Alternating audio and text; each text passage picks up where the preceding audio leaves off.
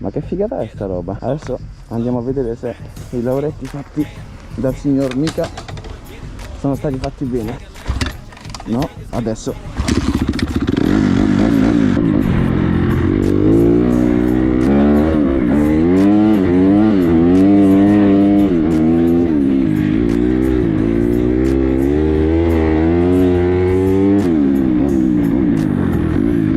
No, ho sbagliato.